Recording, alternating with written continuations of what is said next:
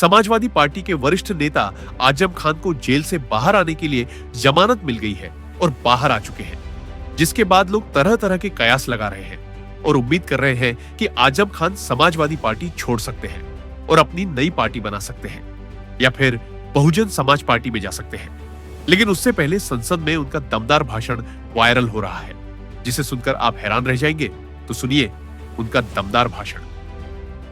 47 में बंटवारे के वक्त हमें हक था पाकिस्तान जाने का, आपको नहीं था। हमें हक था, लेकिन हमारे अजदाद ने यह तय किया कि यह वतन हमारा है। हमारे अजदाद की कब्रें हैं यहाँ, हमारे बुजुर्गों के मज़ारात हैं यहाँ। जामा मस्जिद है दिल्ली की, ताजमहल है, किले हैं, हमारे बुजुर्गों की यादें हैं, और यही आज धरोहर है हमारे भारत की। वही लोग गद्दार हो गए, उन्हीं का नाम लेकर सड़कों पर मारा जाने लगा। हम अपनी मर्जी से रुके थे, हमें किसी ने जबरदस्ती नहीं रोका था। जो अपनी मर्जी से रुके उनके लिए आज ही सदन में यह कहा गया कि जो वंदे मातरम नहीं कहेगा उसे भारत में रहने का अधिकार नहीं होगा। बहस वंदे मातरम की नहीं है। मेरी बात तो सुन लें आप, मेरी बात सुन लें, हो सकता है आपको शर्मिंदगी हो। बात वंदे मातरम की नहीं है मान्यवर। अगर कानून की बात करूं तो सुप्रीम कोर्ट कहता है कि वंदे मातरम के लिए मजबूर नहीं किया जा सकता, सबसे बड़ी अदालत वो भी है। लेकिन अगर आपने इतिहास पढ़ा हो, रेशमी रुमाल तहरीक, हिंदुस्तान को आजाद कराने के लिए कितने उलमा ने फांसी के तख्ते चूमे थे, कितने लोग मारे गए थे। देश में न जाने कितनी मिट्टी की पहाड़ियां वो हैं जिनमें हमारी लाशें आज भी सड़ गई होंगी, लेकिन उनमें दफन नहीं। रेशमी रुमाल तहरीक में अगर आप रेशमी रुमाल की तस्वीर देखेंगे तो उस पर भारत मां की तस्वीर छपी हुई मिलेगी आपको। ये रिश्ते कब थे? ये 1942 में जब हिंदू और मुसलमान ने एक बर्तन में खाना खाया था, तब अंग्रेज को लगा था कि वो अब हिंदुस्तान में राज नहीं कर सकेगा, और 1942 से ही उसने अपना बिस्तर बांधना शुरू कर दिया था, और 1947 में हिंदुस्तान आजाद हो गया था। हम आज भी एक ही मोहल्ले में रहते हैं, एक घर में बैठते हैं, हमें किसी को एक दूसरे से डर नहीं लगता। लेकिन जब हम चुनी हुई संस्थाओं में आते हैं, जब वोट जैसी चीज हमारा मुकद्दर बनने वाली होती है, तब इंसानियत के सारे रिश्ते हमारे टूट जाते हैं मान्यवर। इससे देश बहुत कमजोर हो रहा है, इससे हम बहुत कुछ खो रहे हैं। आप मुझे मजबूर तो नहीं करेंगे?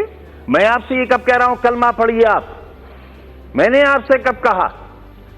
मैंने आपसे कब कहा कि कुरान की आयतें पढ़ी जाएं? यहां ये लोकतंत्र का मंदिर है, ये संविधान का मंदिर है।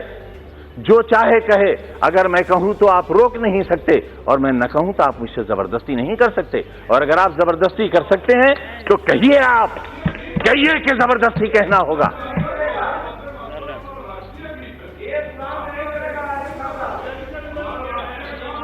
आप देख सकते हैं कैसे लालू जी लगातार विपक्ष पर हमला बोलते रहे, लेकिन कभी कोई संविधान से चलेगा, यही तो हम भी चाहते हैं। उसके बाहर से नहीं आए, यही हम चाहते हैं।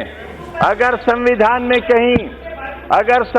में कहीं किसी मजहबी किताब का कोई श्लोक, कोई आयत पढ़ने के लिए कहा गया हो, मैं सबसे पहला व्यक्ति होऊंगा जो इस हुक्म पर नतमस्तक करूंगा। मानो संविधान को।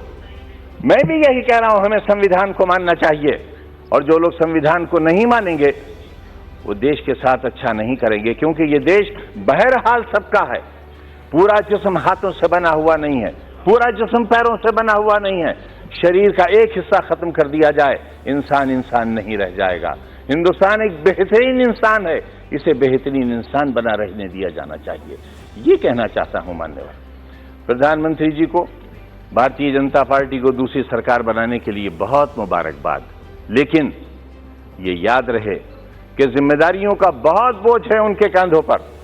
जो कहा जाए वो किया जाए। किसी को गलत नाम से, मैं एक छोटा सा व्यक्ति, भैंसे भी पालता हूं। प्रधानमंत्री जी को जनसभा में मेरी भैंसों का ख्याल रहा, मेरा ख्याल नहीं रहा मान्यवर। 4-4 साल के मासूम बच्चों को जिलाधिकारी और एडीएम स्कूल के अंदर कान पकड़कर उठा ले। यही है कानून का राज, ये कानून का राज, ये 3 तलाक की बात नहीं कर रहा हूं मैं, शिक्षा के अधिकार की बात कर रहा हूं। एक दरवाजा जो सरकार के पैसे से बना हो, जिसे सरकारी संस्था ने बनाया हो। मुंशी प्रेमचंद की जबान थी उर्दू। उर्दू मुसलमानों की जबान नहीं है, मुसलमानों की जबान है अरबी, उनके कुरान की जबान है अरबी। उर्दू मुसलमानों की जबान नहीं, हिंदुस्तानियों की जबान है, इनकलाब जिंदाबाद की जबान है। इस जबान के साथ तासुब। उर्दू गेट बना हुआ है, तोड़ दिया जाएगा। सरकार से बना हुआ, सरकार के पैसे से और सरकार की संस्था से बनाया हुआ दरवाजा गिरा दिया जाएगा, गिरा दिया जाएगा। मान्यवर, कैसे कानून का राज चलेगा? मासूमों को कान से पकड़कर उठा दिया जाएगा। मान्यवर, कैसे आप शिक्षा देंगे? आप उत्तर प्रदेश में एक ऑर्डिनेंस लाने की तैयारी हो रही है। मुझे कोई परेशानी नहीं है उससे, क्योंकि मेरा गिरेबान साफ है, मेरा दिल साफ है, मेरा दामन साफ है। लेकिन मैं जानना चाहता हूं मान्यवर, संवैधानिक बाध्यता है, हम शिक्षा देंगे, हम रोजगार देंगे। कितना रोजगार दिया, कितना स्वास्थ्य पर ख्याल रखा हमने? बहुत आसान है ये कह देना कि इतना पैसा खर्च कर दिया गया, लेकिन ये बताना पड़ेगा सदन को, नेता सदन को ये बताना पड़ेगा। गोरखपुर में बच्चे क्यों मर गए, इलाज क्यों नहीं हो सका, मुख्यमंत्री के क्षेत्र में क्यों इतनी मौतें हो गई, बिहार में इतनी मौतें क्यों हो गई, कितनी?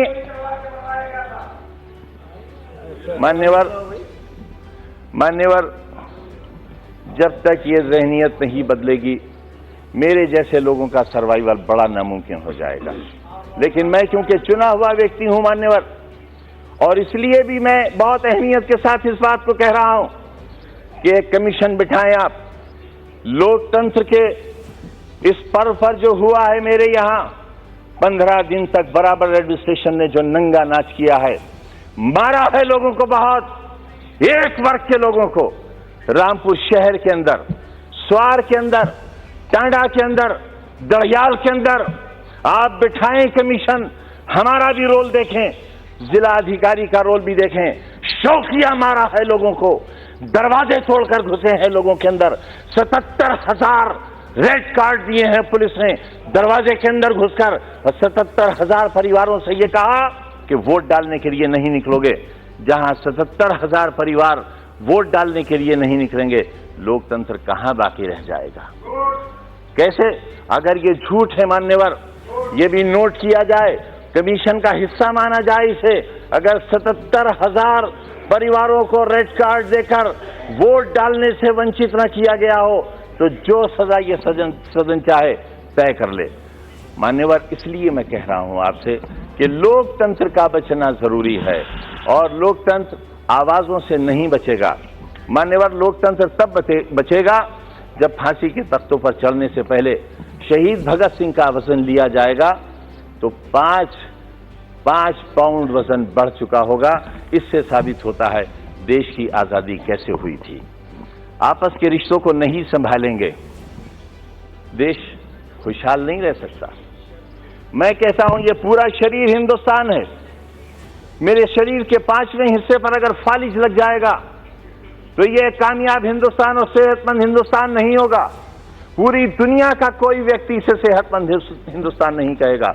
एक आवाज 3 तलाक के लिए आई थी मान्यवर, कोई 1 तलाक मानता है माने, कोई 2 मानता है माने, कोई 3 मानता है माने, नहीं मानता है मत माने। मैं ये कहता हूं कि ये हमारा व्यक्तिगत मामला है। इस पर कुरान जो हुक्म देता है, जो कुरान फैसला करता है, जो कुरान राय देता है, उस राय से हटकर कोई बात कबूल नहीं की जाएगी, हरगिज नहीं की जाएगी, हरगिज नहीं मान्यवर। और मैं एक बात और भी कह दूं, ये जो महिलाओं के बड़े हमदर्द बनते हैं, महिलाओं की बड़ी वकालत करते हैं, महिलाओं के दुख, उनके दर्द और उनकी तकलीफों के बारे में भी बताएं, सबरीमाला के बारे में बताएं। जो आखिर सबरीमाला में एक पैमाना और मुस्लिम तलाकशुदा के लिए मान्यवर, मैं आधा मिनट लूंगा आपका। मुझे तो इस बात का मान्यवर, मुझे इस बात का भी अंदेशा है मान्यवर, मुझे इस बात का अंदेशा है कहीं ऐसा ना हो देश अपने आप को शादी के बंधन से अलग कर ले। मान्यवर, कहीं ऐसा ना हो कि शादी ब्याह निकाह और मंडप से लोग डरने लगे और हमारे यहाँ मान्यवर हमारे यहाँ शादी का रिवाज ही खत्म हो जाए और लिविंग रिलेशंस को लोग पसंद करने लगे।